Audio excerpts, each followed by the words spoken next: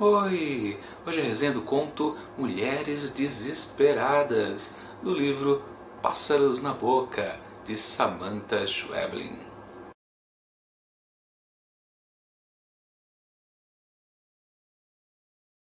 Quando Felicidade se dá conta que está numa estrada e nota as luzes vermelhas se distanciarem cada vez mais em direção ao horizonte, então ela percebe que além da beira de estrada, só há ali junto com ela um banheiro feminino. E só resta para ela sentar numa pedra ali do lado e tirar o arroz que se encontra por todo o bordado do seu vestido de noiva. E depois de tempos que ela enfim consegue tirar todos os grãos, surge Nené, perguntando se ela está bem e preparada. Aquela sensação de estar ali abandonada pelo próprio marido, que estacionaram o carro, pediram para ela descer e ele foi embora, parece que só tende a piorar, porque ela talvez não seja a única mulher abandonada ali naquela redondeza do banheiro feminino. Mas sem querer estragar a experiência de quem ainda pretende ler esse conto, é melhor eu parar por aqui. À medida que a mulher se aproxima, descobrem a cara de horror de uma velha que pouco compreende. Vestida em tons dourados, deixa ver em seu decote a sensual renda preta de sua lingerie. A cada instante ela para e contempla a estrada. Já perto, antes que possa perguntar algo, Felicidade se adianta com a voz entrecortada pela angústia. Esse é um trecho ali do meio do conto Mulheres Desesperadas, da Samantha Schweblin, que mais uma vez nos traz um conto completamente fantástico e maluco. E por isso mesmo, muito bom. E a gente pode até lembrar um pouco do que eu comentei no vídeo passado, no primeiro conto aqui desse livro, onde eu disse que a autora gosta de dizer que seus textos não são fantasiosos, muito pelo contrário, são baseados na realidade, mas o que acontece de absurdo pode até acontecer. Bom, lá no primeiro conto, dava até para acreditar um pouco nela, mas já nesse segundo aqui do livro não dá. A situação é estranha. Uma mulher abandonada pelo próprio marido ali depois do casamento na beira de uma estrada e depois o que vai se sucedendo, não dá para dizer que é uma coisa que pode acontecer na realidade. Não, só pode acontecer realmente numa história fantasiosa, cheia de realismo fantástico. Mas também um tom que prevalece, tanto lá no primeiro conto quanto nesse, é o clima misterioso, da gente não ter certeza do que está acontecendo. Principalmente aqui, é uma maluquice na verdade, né? A gente não tem referência de nada. Qual a referência que temos? Apenas um banheiro lá no meio de uma estrada. É muito pouco, tirando isso, não há muito de real ali.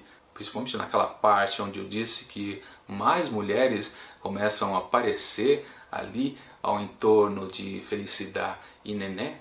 Aliás, o termo aparecer talvez seja um pouco incorreto, mas eu não posso falar nada para não dar spoiler. Mas que elas aparecem, elas aparecem. Como essa terceira personagem, a velha, que também, mesmo sendo mais de idade, também está na mesma situação da mais nova, também abandonada. Na verdade, dá para dizer que o texto até fica repetindo essa situação. Ora primeiro com a protagonista Felicidade, depois com a Nené, que também já fora abandonada tempos antes, ou também com a velha que aparece depois. Enfim, é uma certa repetição e parece que vai ficar só nisso. Mas não, lá no final, onde a coisa descamba de vez para a maluquice, o enredo também começa a se fechar num tema mais específico, alinhavando o que ele quis dizer e talvez a gente não tivesse percebido antes. Isso me faz lembrar muito daquelas oficinas criativas de redação de texto, onde você percebe que a tendência natural das pessoas é criar textos desconexos, que não combinam, não tem sentido nenhum. É uma sucessão de coisas que acontecem ações sem explicações. Na verdade, isso não é anúncio de originalidade, na verdade é uma falta de rumo a se seguir. E me parecia que aqui no conto da Schweblin estava acontecendo isso durante um tempo. O que é isso? É só aquelas maluquices de alguém que não tem o que dizer? Sim, na verdade ela tinha o que dizer, que é o que se confirma lá no final do texto, onde a gente pode dizer, né, que um bom texto, um texto bem planejado, ele coloca umas pistas antes ali disfarçadas no meio para depois arrematar lá no final. Ainda bem, né? Minha avaliação do conto. Desta vez eu fiquei um pouco mais desorientado em comparação com o conto anterior, lá o Irmã, onde tínhamos uma situação mais clara, quando os personagens protagonistas estavam todos ali localizados num cenário bem real, um bar na beira da estrada.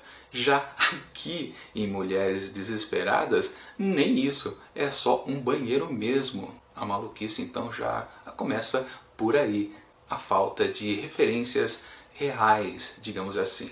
Ou seja, é um texto totalmente inserido na fantasia.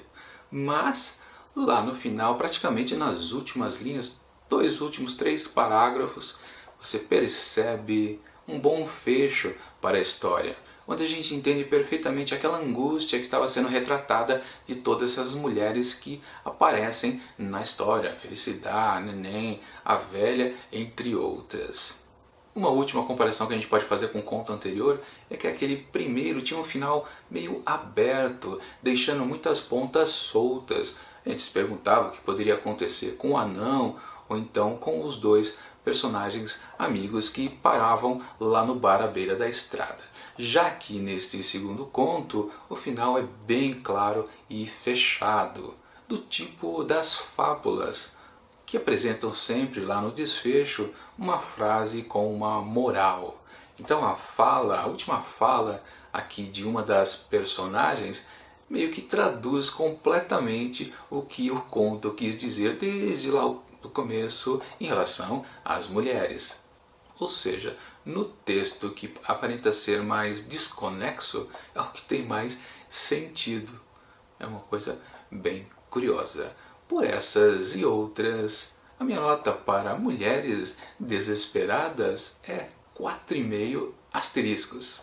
Bom, é isso. Semana que vem, na sexta-feira, mais um conto aqui de Pássaros na Boca, da Samantha Schweblin. Enquanto o vídeo não chega, curta esse daqui e assine o canal. Isso vai ajudar bastante para que o Mantados de Livros cresça mais um pouco. E até mais.